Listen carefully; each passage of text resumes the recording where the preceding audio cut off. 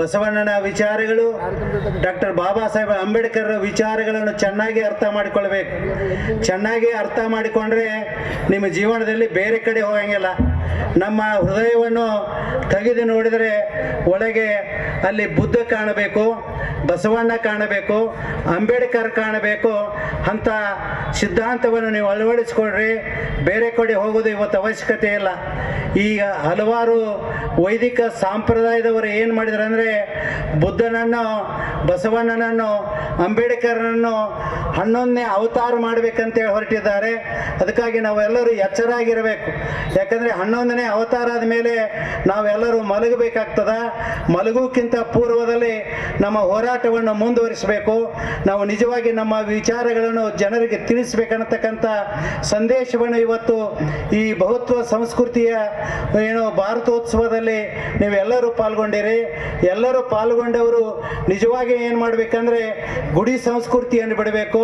ಗುಡಿ ಸಂಸ್ಕೃತಿಯನ್ನು ಬಿಟ್ಟು ಏನು ಕೇಳಿದಾಗ ನಿಜವಾದ ನಿಮ್ಮ ಶರೀರವನ್ನೇ ಏನು ಮಾಡಬೇಕಂದ್ರೆ ದೇವಾಲಯ ಮಾಡಿಕೊಂಡು ನೀವು ನಿಜವಾದ ಆಚರಣೆಯಲ್ಲಿ ಬದುಕಿದರೆ ನಮ್ಮ ಜೀವನ ಸಾರ್ಥಕ ಆಗ್ತಾ ಅಂತಕ್ಕಂಥ ಮಾತನ್ನು ಈ ಸಂದರ್ಭದಲ್ಲಿ ಹೇಳಿ ಎಲ್ಲರಿಗೂ ಶರಣಾರ್ಥಿಗಳು. ಬಹಳ ದೂರದಿಂದ ಬಂದಾರೆ ಚಂದ್ರ ತೇಜಸ್ವಿ ಅವರು 1 ನಿಮಿಷ ಮಾತಾಡ್ತಾರೆ.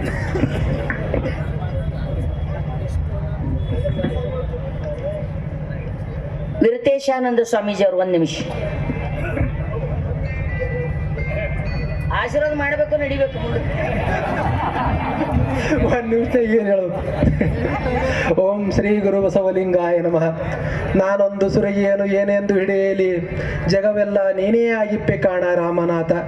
ಸಕಲ ಜೀವಾವಳಿಗೆ ಲೇಸನೆ ಬಯಸಿವಿ, ವಿಶ್ವಗುರು ಬಸವಣ್ಣನವರನ್ನು ಅವರ ಎಲ್ಲ ಶರಣ ಪರಂಪರೆಗೆ ಹಣೆಮಣೆದು ಈ ಬಹುತ್ವ ಸಂಸ್ಕೃತಿಯ ಕಾರ್ಯಕ್ರಮದ ಈ ಕೊನೆಯ ದಿನದ ಈ ವೇದಿಕೆಯ ಮೇಲೆ ಸಮಾವೇಶಗೊಂಡಂಥ ಬಾಲ್ಕಿ ಅಪ್ಪವರನ್ನು ಮೊದಲುಗೊಂಡು ಎಲ್ಲ ಪರಂಪೂಜ್ಯರ ಜಂಗಮ ಪಾದಗಳಲ್ಲಿ ಶರಣಾರ್ಥಿಗಳನ್ನು ಹೇಳುತ್ತಾ, ಅದೇ ತೆರನಾಗಿ ಇಲ್ಲಿಯ ವೇದಿಕೆಯ ಮೇಲೆ ಇರುವ ಎಲ್ಲ ಹಿರಿಯರಲ್ಲಿಯೂ ನಾವೆಲ್ಲ ಒಂದೊಂದು ಮಠದ ಮಠಾಧೀಶರಿದೆವು.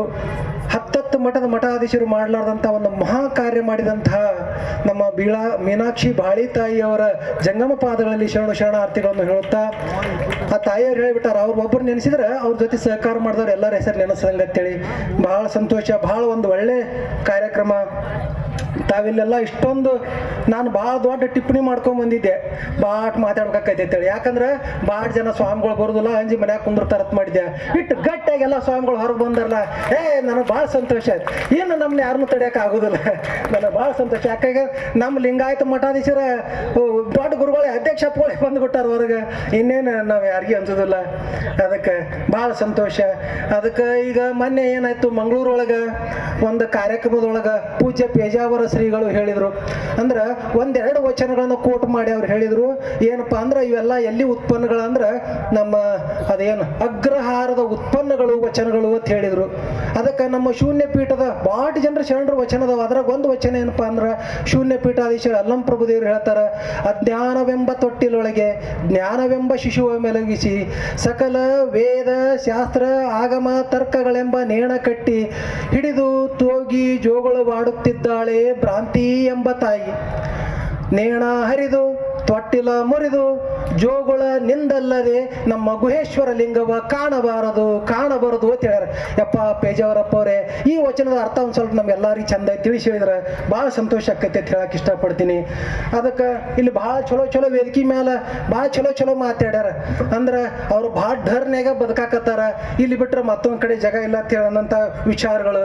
ಅದಕ್ಕೆ ನಾವೇನ ಮೊನ್ನೆ ಒಂದು ಕಡೆ ಹೇಳ್ದೆ, ಈ ದನ ಕಾಯ್ಕೋತ ಬಂದ್ ಮಂದಿ ಏನೈತ್ಲ ಅವ್ರದಿಂದ ನಮ್ಗೆ ಬಹಳ ತೊಂದರೆ ಐತಿ. ಮುಂದಿನ ದಿನಮಾನದಾಗೂ ನಮಗೆ ಬಹಳ ತೊಂದರೆ ಐತಿ. ಯಾಕಂದ್ರೆ ಅವ್ರು ಏನ್ ಹೇಳ್ತಾರ, ನಮ್ದು ಸನಾತನ ಧರ್ಮ, ಇದನ್ನ ಯಾರು ಒಳಗೆ ಸನಾತನ ಅಂದ್ರೆ ಅದಕ್ಕೆ ಡೆಫಿನಿಷನ್ ಏನ್ ಕೊಡ್ತಾರೆ, ಇದ್ರ ಹೊಟ್ಟೆ ನಾಶ ಇಲ್ಲ ಅಂತ ಹೇಳ್ತಾರ. ಅಲ್ಲೋ ನಾಶ ಇಲ್ಲ ಅನ್ನೋರು ಹುಚ್ಚುಗಳೇ.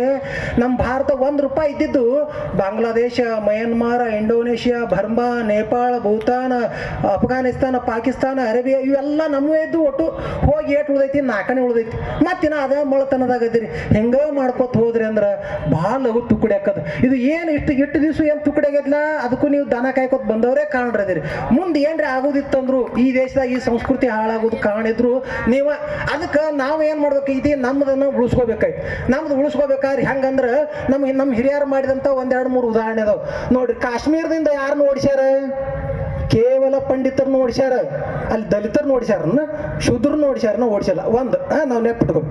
ಆಮೇಲೆ ಇಲ್ಲಿ ಮಹಾತ್ಮ ಗಾಂಧೀಜಿಯವರ ಕೊಲೆ ಆದಾಗ ಇಲ್ಲೇ ಬೆಳಗಾವಿ ಜಿಲ್ಲೆ ಅಥಣಿ ತಾಲೂಕಿನೊಳಗೆ ಒಂದು ರಾಮತೀರ್ಥ ಅಂತ ಒಂದು ಊರೈತಿ, ಅಲ್ಲೊಂದು ಗುಡಿ ಐತಿ. ಅಲ್ಲಿ ಭಾಳ ಜನಗಳೆಲ್ಲ ಅಲ್ಲೆಲ್ಲ ಮನೆಗಳು ಬಿದ್ದಿದ್ದು ಮಾಡಿದ್ದು.